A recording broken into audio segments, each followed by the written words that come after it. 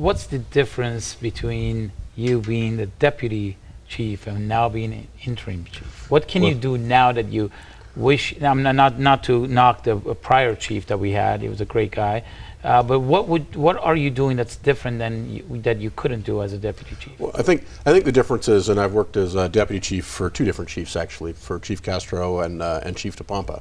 And you know, when you're the, if you will, the number two inside the organization, your job is really to line up with your boss and help implement that. So you sort of become the chief operating officer for the organization and to implement those policies. And your discussions that you have about policy are in an office with that. And when your boss says, okay, I've heard you, and this is the way that we're going to move this organization forward, we all line up as a management team and say we're going to move this organization in that direction.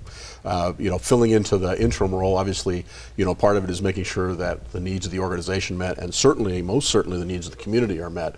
But I guess sort of the one realization is, to kind of quote Harry Truman, the buck stops here. So whatever happens, the final decision is on that desk in front of you, and you have to make it, and you're ultimately responsible for that decision. Right. The entire last night I was watching TV, CNN, and Fox, and some of the other news channels, and as you can imagine, the discussion was all really surrounded the Florida shooting. It started making me think to say, what are we doing in Glendale? What have we done in Glendale to ensure that something like that doesn't happen in Glendale? And what more would you like to do in the future? Really proud of Glendale Police Department. As I tell the men and women that work there, I will take this police department person for person, pound for pound, and stack it against any other police department in the United States, and I think we come out on top. We hire some really good people.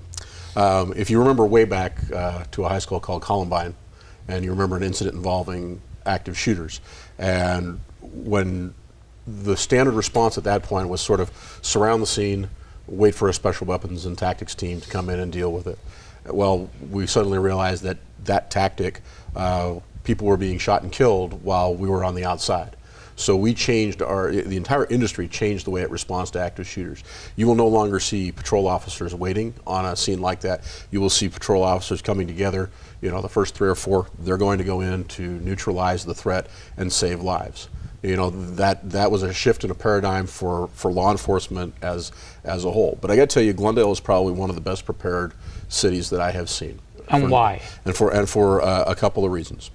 One is we have great working relationships with other city departments and the fire department. I'm going to come back to that in a second. But we have some very well-trained police officers. We've trained them all in dealing with active shooters. We have strong relationships with our school districts. So we go through drills and we discuss these with the school principals and the managers on a regular basis. So those lines of communication are in place. As an ancillary duty, we have a fully functional SWAT team. So we have the specialized capabilities that can come in behind and highly trained personnel to be able to deal with these. But on top of that, when we were looking at how do you not only go in to deal with the person who's causing the threat, but how do you rescue people, the relationship here between the fire department and the police department is better than I have seen in any other city. We talk to each other, we work with each other on a monthly basis. We sit down as two management teams and we'll go through tabletops or work through issues. We have actually gone in and done training jointly with the police and fire department so that they get to know us and we know them on a more personal basis. But where it really pays off is because they have to trust us on this, that we will not put them in danger, and that we will protect them, because what we ask them to do is come with us on these things. When we need to rescue people, we send in a group of police officers to protect them. They can go in and treat and remove people from the scene. That's what I said. I think Glendale is one of the best prepared cities, should that unfortunate event happen, and I certainly hope that it never ever happens here. What is the protocol in reference to a teacher, a psych, or a counselor knowing about a dangerous person and then contacting the police department? Well, again, the really nice thing about this community is people work together, and so the school and the school district and the schools themselves actively work with the police department. There probably isn't a day that doesn't go by that I'm not talking to a counterpart, you know, one of the assistant superintendents with the school district.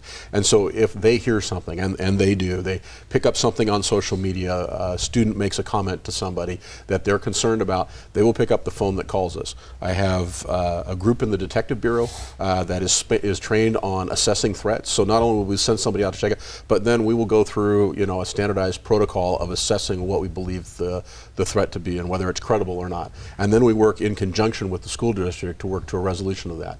And so sometimes it's the school district may, you know, if they have a student that's violated their policies, may choose to suspend or expel or do something along that. If the law has been violated, then our officers can step in and take legal action. But it's a very close working, cooperative relationship, all designed to ensure the safety of the student community. What do you not have now in reference to this particular subject that you would like to see happen? And it's a loaded question, of course. That's a very loaded question. That's a very loaded question. But at the same time, what is the utopia, what you would want to have that you don't have currently? You know, and I got to say, we don't want for a lot in this community. And I'm going to start with, look, we enjoy a lot of support from our community as a whole. We have a very, very supportive city council who make sure that we have the equipment we need. And as we're looking to figure out how we can make things better in terms of working relationships, and you know, when we have an incident, we will sit down and debrief with everybody about how could we do it better the next time around. So in reality, Albert, you're right. It's a loaded question because I could probably come up with a laundry list of things, stuff that you need from the city council that we could come up. But I got to tell you, you know, when you really look at it, we are a well-equipped, well-trained, well-educated police department that can handle these types of situations. That's nice to hear, and I'm sure reassuring to our viewers. One of the other questions that I have, maybe I can have Lieutenant Gigerson give me a kind of a rundown on this. Let's talk about the at the last portion of the show. We'll talk about recruitment, which is your forte now. But I want to talk about traffic control. Sure. Two things that we need to touch on is young people modifying their cars, driving 90 miles an hour and 35 mile an hour zone. And the second thing is how police approaches citizen when they're giving them a ticket. For citizens not to feel like they're being criminalized. And one of the things that I hear is, and let me finish this so you can address it, I apologize, is that I hear all the time saying, well, they treated me like a criminal. I just got a ticket. Of course, the whole process is uncomfortable of getting a ticket. So that's all by itself is a negative process. But at the same time, what training do the police officers go through to when they approach a citizen that just ran a red light or was speeding or doing anything else, that they are conscious that it's just a traffic ticket, and not be desensitized and be very mean? I would say that you'll be as nice as you can, saying don't do this again and give them a ticket. But what training do they go through to do this? Well, to start with that, one of the things that has been ingrained in me, in our culture at the Glendale Police Department, is respectful policing. And so community relations and things like that are some of the training courses that they may have, but the overall culture of the police department is respectful policing. Responding to you as you respond to me, not being overbearing, not over-responding, not being overzealous. So, with some exception, unfortunately, we're all human, but when we deal with someone in the field who, and that's probably the most contact that people are going to have with us on the side of the road for a traffic violation. And that's where we make the impression. And I think that, as I said, with some exception, we do treat people respectfully. There are certain things we will do that people might not understand. So we'll turn on bright lights at night when we stop you so that we can see inside the car as we walk up. That helps us to see who's inside. That has nothing to do with saying that you're a criminal. It's just officer safety. Correct. But you may think I'm lit up for the whole world to see here. Everybody driving down can see me. All these bright lights are on. We will frequently ask people, Have you been arrested before? Do you have any warrants? We may ask those questions because those are things we're interested in. We're interested in taking people off of the street who pose a danger to the community. And then we go on and write a citation, give you a warning, whatever the case may be. That should be the extent of your exposure to us. It shouldn't be rude. It shouldn't be anything that really is overly offensive other than getting that ticket and maybe going off to court and maybe having to pay a fine. But it really shouldn't be. I think what community kind of sometimes, and this happens probably very, very, very rarely, Right. but the additional editorials that come in when you get a ticket. And that's something that I've heard from few other people, that when we get a ticket, not only they give me a ticket, but they also make some comments that are just not necessary.